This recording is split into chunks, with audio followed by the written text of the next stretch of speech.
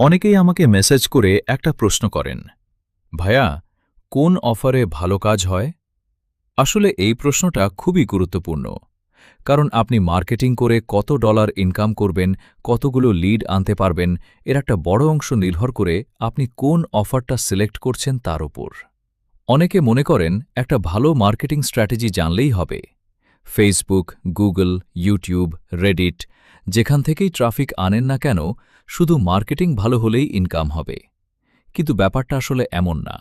আপনি যত ভালো মার্কেটিংই করেন না কেন, অফার যদি ভুল হয়, তাহলে আপনার পুরো মার্কেটিংয়ের ফলাফল অনেক কমে যেতে পারে।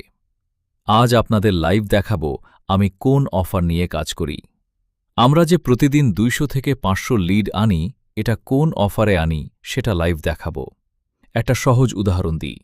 ধরুন, আপনার মার্কেটিং ঠিকঠাক চলছে, আপনার ট্র্যাফিক আছে, আপনার অডিয়েন্স আছে, আপনার ল্যান্ডিং পেজ ভালো, আপনার আর মার্কেটিং স্ট্র্যাটেজিও ভালো। আপনার মার্কেটিংয়ের মাধ্যমে যদি সঠিক অফার নিয়ে কাজ করলে মাসে $100 ইনকাম করার সম্ভাবনা থাকে, কিন্তু আপনি যদি ভুল অফার সিলেক্ট করেন, তাহলে একই পরিমাণ মার্কেটিং এফার্ট দিয়েও হয়তো সেই ইনকাম $50 নেমে আসতে পারে। অর্থাৎ আপনি একই সময় দিচ্ছেন, একই পরিমাণ পরিশ্রম করছেন, একইভাবে ট্র্যাফিক আনছেন, কিন্তু অফার সিলেকশনের ভুলের কারণে আপনার রেজাল্ট অনেক কমে যাচ্ছে।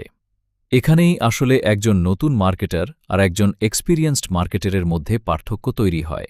এক্সপিরিয়েন্সড মার্কেটার শুধু দেখে না এই অফারের পেআউট কত, সে আরও অনেক কিছু দেখে। অনেকে অফার মার্কেটপ্লেসে গিয়ে দেখেন, এই অফারের পেআউট $5, ওই অফারের পেআউট $10, আরেকটার পেআউট $20। তারপর যেটার পেআউট বেশি সেটাই নিয়ে কাজ শুরু করে দেন। কিন্তু এটা একটা বড় ভুল, কারণ হাই পেআউট মানেই হাই কনভার্সন নয়। ধরুন একটা অফারের পেআউট $20, শুনতে অনেক ভালো লাগছে, কিন্তু যদি সেই অফারে লিড জেনারেট করা কঠিন হয়, ইউজারের জন্য অনেক বেশি রিকোয়ারমেন্টস থাকে, অথবা আপনার ট্র্যাফিক সোর্সের অডিয়েন্সের সঙ্গে অফারটা ম্যাচ না করে, তাহলে $20 পেআউট দেখে আপনার লাভ কি? আপনি যদি লিডই আনতে না পারেন, তাহলে সেই $20 আপনার কোনো কাজে আসবে না। অন্যদিকে এমন একটা অফার থাকতে পারে যার পেআউট তুলনামূলক কম, কিন্তু ইউজারের জন্য কনভার্সন করা সহজ। আপনার অডিয়েন্সের সঙ্গে অফারের ভালো ম্যাচ আছে, তাহলে কম পেআউট হলেও আপনি বেশি ভলিউমে লিড আনতে পারবেন। শেষ পর্যন্ত আপনার টোটাল ইনকাম কিন্তু বেশি হতে পারে। তাহলে প্রশ্ন হচ্ছে, একটা ভালো অফার কিভাবে সিলেক্ট করবেন? প্রথমেই আপনাকে দেখতে হবে আপনার ট্র্যাফিক সোর্স কি। আপনি ফেসবুক থেকে ট্র্যাফিক আনছেন, ইউটিউব থেকে, গুগল থেকে, রেডিট থেকে, নাকি অন্য কোনো সোর্স থেকে? কারণ প্রতিটি ট্র্যাফিক সোর্সের অডিয়েন্স আলাদা। এরপর দেখতে হবে আপনার অডিয়েন্স আসলে কী ধরনের অফারের প্রতি বেশি ইন্টারেস্টেড। ধরুন, আপনি এমন অডিয়েন্স নিয়ে কাজ করছেন যারা কোনো নির্দিষ্ট সার্ভিস খুঁজছে, তাহলে সেই অডিয়েন্সের ইন্টেন্টের সঙ্গে ম্যাচ করে এমন অফার আপনার জন্য বেশি ভালো হতে পারে।